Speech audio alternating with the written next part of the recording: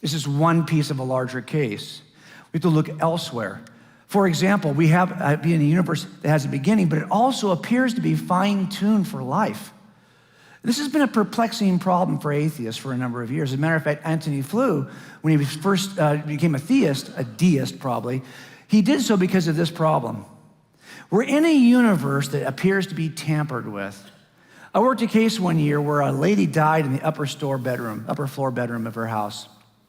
When I got there and we investigated the background story to this thing, her husband and her had been fighting for years. And they had to turn the gas off in the house, but the husband, who didn't even live there anymore, had turned the gas back on a week prior to her death. Now she's dead upstairs. Why? Because she's been asphyxiated in a house filled with natural gas. Well, her and her baby, both. So the question is, okay, we get there. Not only that, but when the mother-in-law first showed up, she saw that right around the house, several things, doors that were not usually open, windows that were frozen in one position had been changed. Never seen that before. Looked like somebody had tampered with the house. And even at the room itself, pocket door that was stuck in place was now closed, and there was even clothing against the bottom of that door, which wouldn't allow the gas to escape from the bedroom, and the pilot light and the upstairs wall heater had been extinguished. Really? When you start to see this kind of tampering at several layers, I think we had a suspect in mind. This doesn't happen. This is not a bad coincidence. I've got tampering at several layers. It turns out this kind of tampering also is seen in the universe.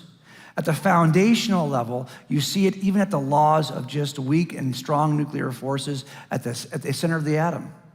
You see that these have to be so finely tuned to within a razor's edge that the smallest variation in the universal constants would create a universe in which no life could emerge. As a matter of fact, physicists don't even think the universe could emerge. If the smallest changes in the strong force and the weak force, in electromagnetism and forces of gravity, even at the level of just the elements themselves, the smallest variation, you would not have a universe like ours that supports life. That's just at the foundational level. At the regional level of our galaxy, galaxies have to be shaped just a certain way in order for life to emerge. You have to be a certain size, a certain mass, a certain shape, a certain location in the universe in order for life to emerge. And we happen to have one of those. We're in it.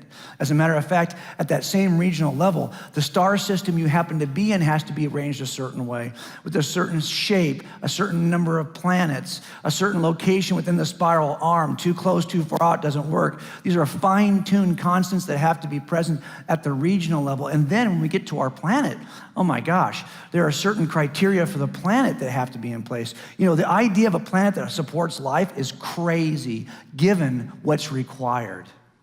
What's required in terms of simple things like the position next to the sun, the tilt of the actual planet relationship to the sun, the kind of atmosphere, the kind of terrestrial crust, the kinds of components in that terrestrial crust, even the size of our moon. These things are absolutely necessary in order for life to exist on planet Earth. So at the foundational level, the regional level, the locational level, everything has to be just so, like in Goldilocks, right? Not too hot, not too cold, but just right. And the margin of error is crazy fine-tuned. So it turns out that these kinds of layers of evidence you see in our murder scene are very similar to what we see for life to emerge on the planet. You have foundational layer of fine-tuning of the constants, you have a regional layer of the galaxy and the solar system, and then a very fine-tuned elements related to the planet itself. So these elements, imagine, for example, if I told you we were going to take a ship ride, get in a cockpit of an airplane or a rocket ship, and we're going to go to a very specific place. If you had all of these gauges, hundreds and hundreds of gauges, it turns out you would have to fine-tune each gauge to within a hair-trigger precision measurement. And each one is dependent on the others. All of these have to be perfectly tuned. These are all the universal constants of both our universe, the galaxy, the solar system, and the planet that have to be just so.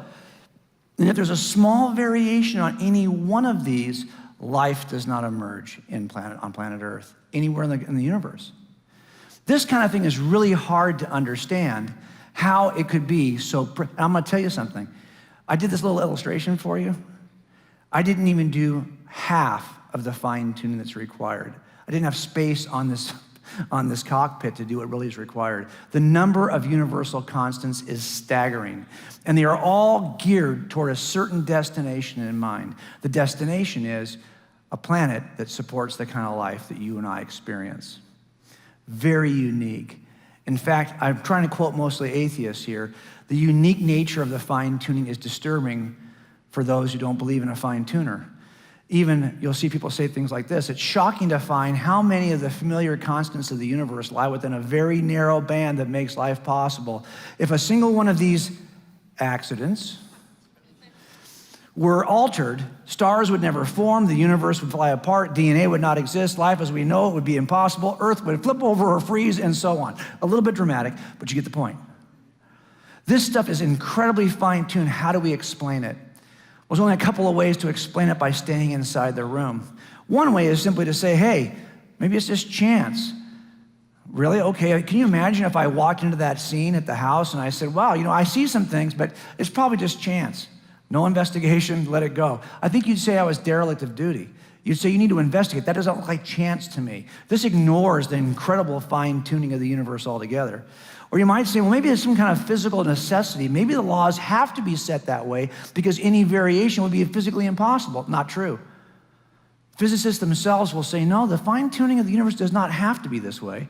As a matter of fact, if you believe in multiverse theory, you believe there are a number of universes that are tuned differently with a different set of physical laws. So it doesn't have to be. It's not a matter of physical necessity. But maybe we go back to the multiverse. Couldn't the multiverse explain this? If you have an infinite number of universes all slightly different, shouldn't one look like ours? I think so. I think in some ways people rush to multiverse theory because of the fine-tuning they see. By the way, there's no physical evidence pointing to a multiverse. But the fact we can't explain the fine-tuning might incline us to believe in a multiverse. But here's the problem. If we stay in the room by using either chance or physical law, these don't work. And they don't work. I've done entire chapters on this. I won't drag you through this right now. But they're unsupported by the evidence. And even if I could say there was some constant between the physical laws and the level of the atom, that would not explain the unusual galaxy, solar system, and planet we happen to live on. So we go to the third quick thing. Okay, well, maybe it's a multiverse. Once again, if it's a multiverse generator, guess what? You've already conceded an external source. You already agree with me. The best explanation is outside the room, not inside the room. But this has problems because it lacks all space, time, and matter. Remember, we already talked about that. But not only that, if this thing can create the kinds of universes in which we emerge, wouldn't you have to argue that this thing also has to be fine-tuned to some degree? This multiverse generator, Richard Swinburne says it this way.